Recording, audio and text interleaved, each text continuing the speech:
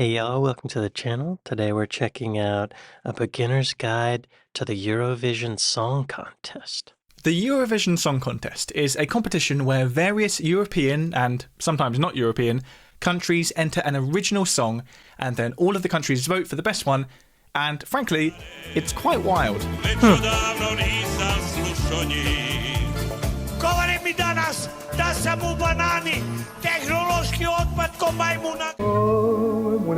Since its quite conservative beginnings back in the 1950s, the contest has evolved into a colourful display of politics, nonsense, and actually also sometimes some pretty good music. So particularly for the benefit of my mostly non-European viewers, let me introduce you to the weird and wonderful world of the Eurovision Song Contest. I think the first time I heard of the Eurovision Song Contest was, there's a movie, I think there's a movie that Will Ferrell did where he played someone competing in it, but I never saw the movie, and I thought it was a joke. I thought it was a fake thing. I didn't realize it was real until a little while after that. Anyway, it sounds like a really fun idea. Particularly in recent decades, the contest has become known for its more eccentric performances. Some just a little quirky,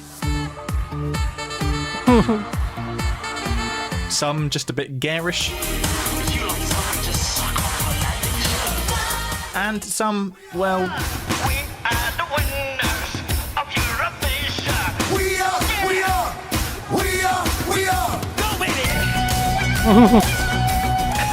But even if the weirder, eye-catching performances are the ones that get a lot of attention, the songs that go on to win the contest are usually a bit more ordinary.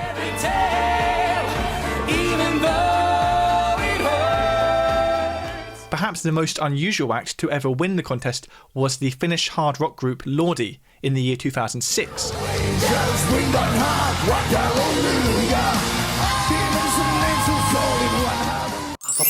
Most demonic costume award. And I'm not saying they were unusual Awesome. just because of their demonic costumes. Lordi winning the contest was also unusual because they were playing rock music. Rock songs rarely make an appearance at Eurovision, let alone win. The only other rock song that's won the contest was Ziti I Buoni by Italian band Maneskin in 2021.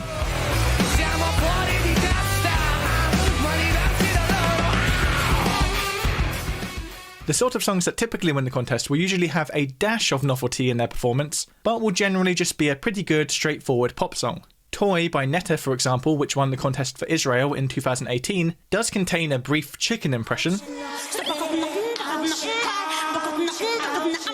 but beyond that, it's a fairly standard and fairly catchy pop song.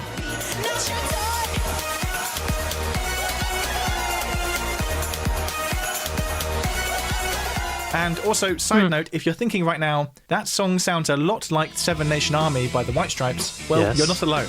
Universal Records also spotted the likeness, and after threatening legal action, Jack White was credited on the song. So, Nice. in a roundabout way, the White Stripes kind of co-wrote a Eurovision-winning song. USA. Best Plagiarism Award. Nowadays, most Eurovision entries, including most winning songs, will tend to be sung in the English language, regardless of which country they're actually representing. But this is a fairly modern trend. For the first couple decades of the contest, every winning song was actually sung in the country's native language.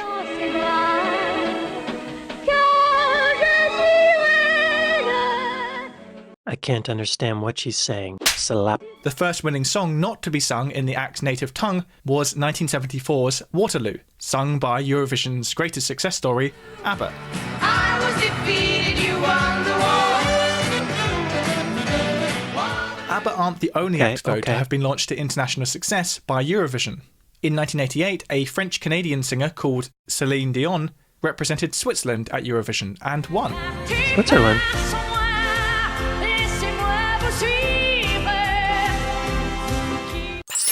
Best Tutu Award.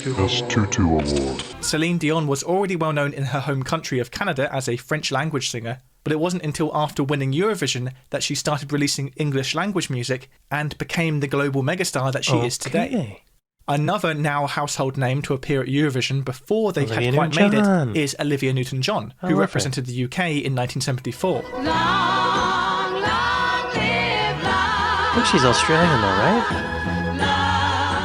Much like with Celine Dion, in 1974, Olivia Newton-John was an established singer, but it would still be 4 years before she shot to global fame and starred in the film Grease.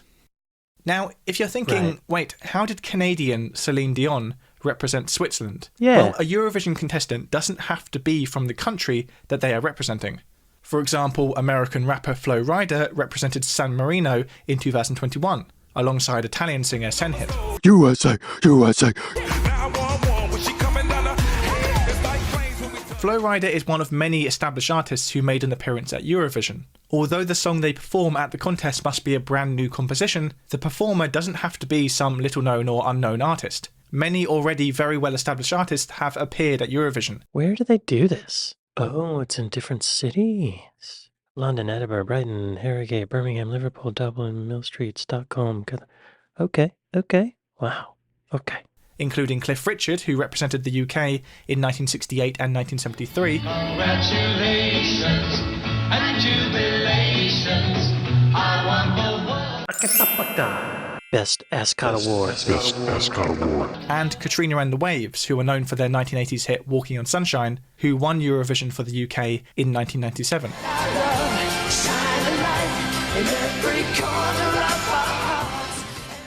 The country to have won Eurovision the most is Ireland. Ireland, Ireland, Ireland. And 3 of those Irish wins are actually thanks to one person, Johnny Logan. Johnny Logan is not only the only performer to have won Eurovision twice, performing Ireland's winning song in both 1980 and 1987, but he also composed Ireland's 1992 winning song.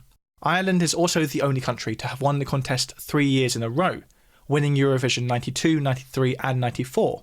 In fact, some have speculated that in 1995, Ireland intentionally entered a lackluster song to avoid winning the contest a 4th time in a row.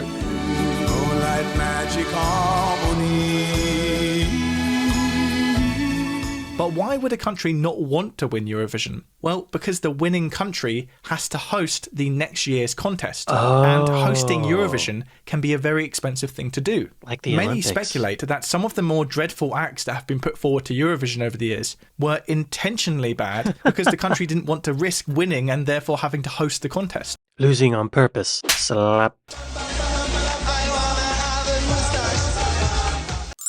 Best Hair Award. Best Hair Award. This is particularly the case for the so-called Big Five. Although the main spectacle of Eurovision is the grand finale, most countries who enter the contest have to first qualify in a semi-final. But the Big Five, France, Germany, the UK, Spain and Italy, automatically qualify for the grand finale due to these countries' large monetary contribution to the running of the contest. Buying entry into the semifinals. Slapped. This means that if one of those Big Five don't want the hassle and expense of hosting Eurovision next year, they might intentionally enter a mediocre song. Now, the system by which countries are voted for has changed over the years, but is generally some sort of mix of a professional jury and votes from the general public. The rules and structure of Eurovision have changed many times during the contest's almost 70-year history. It seems like people would vote for their own country, but I guess they don't. Slap. An interesting example of the rules having to change actually was after the 1969 Eurovision, where 4 different countries, the UK, Spain, the Netherlands and France, all won the contest. They were all joint winners of Eurovision. This is because they all scored the same amount of points and no tiebreaker rule had been introduced to the contest yet. Needless to say, the next year a tiebreaker rule was introduced. How could you not see that coming? No tiebreaker rule. Slap. Now, getting over 30 different countries to all compete against each other in a song contest is going to result in some politics. Of course, it's well known that certain countries will always vote favourably for their close allies. For example, Greece and Cyprus always vote for each other, and the UK and Ireland often swap votes. But more notably, in years where Eurovision takes place against more politically charged world events, you can often see those events reflected in the voting. For example, last year, Ukraine won Eurovision. And although their song was good, and Ukraine have won the contest before, it's probably not a coincidence that they won in the year 2022. Interesting. Likewise, the first Eurovision Song Contest that took place after Brexit had completed, which was 2021, the UK scored the dreaded nil points. And the United Kingdom gets from the public 0 points.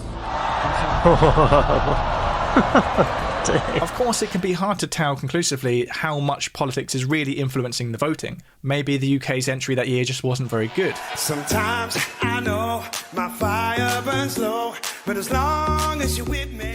For example, when the UK got nil point in 2003, some cited the UK's recent and controversial joint invasion of Iraq as the reason that the UK had received no points. What does nil point mean? I guess it means 0? But what does it literally mean? No points. Okay. But also that year, the UK's entry did sound like this.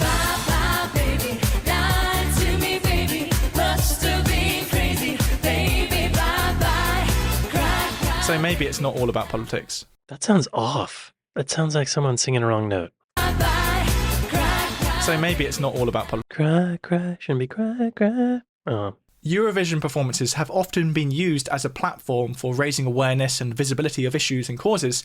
Perhaps most notably, Eurovision has increasingly become a fantastic champion of LGBT plus pride. Various openly LGBT acts have appeared at Eurovision. Best Hat Award. Best Hat Award. For example, drag queen Conchita Wurst won the 2014 contest for Austria. But you're my flame. My favorite drag queens have beards. I like that. It's subversive. Best Beard Award. Best Beard Award. Best Eyelashes Award. Best Eyelashes Award. So that is Eurovision, a unique intersection between geopolitics and music, and one that never fails to surprise and entertain. Of course, after winning last year's contest, by all rights Ukraine should be hosting the competition this year, but due to the current situation, last year's runner-up, the UK, is hosting it instead, and it's actually happening next week in Liverpool. So let me know in the comments who you think is going to win this year. Oh. Who do I think's gonna win? How do you know unless you hear the songs? Because you're voting based on political bias. Slap. Who won Eurovision 2023? Sweden won. Way to go, Sweden. Runner-up was Finland. Israel got 3rd place, and Italy got 4th place. Norway got 5th place. Well, all right. Wow, I wish we had a thing like this. I wish the United States could compete in this, but I think we are probably never will. Is there an American songwriting contest like this? The US Eurovision is a chaotic copycat. The first episode of NBC's attempt to bring Eurovision to the US had many Americans asking a simple question. What is the American Song Contest? I mean, it's in the title, y'all. That's what it is. When did this happen? March 2022. Kelly Clarkson hosted it. And Snoop Dogg? That sounds like a win. I don't remember hearing about this. The performances were almost secondary to the 3 to 5 minute intro videos. Okay. So I could see how they tried to make it into like an American, or American Idol reality TV show type of thing. Yeah, I probably wouldn't want to watch that. I just want to hear the music. Anyway, I guess we tried it and it failed. Oh well. Again, that's okay. We'll get it together one day with our songwriting contests. It's not that important. It's very important. Interesting video. I don't usually like whenever you take an art form and make it competitive like a sport. It usually makes everybody feel bad, except for the winner. And that's not good for art. It makes artists create their art with the results in mind. You know, that's not great. Or is it? That said, I would imagine that the Eurovision contest probably does push people to write more songs. Probably pushes the art form a little bit. That's good. Anyway, thank you all for watching this video with me, and I'll see you next time. Later.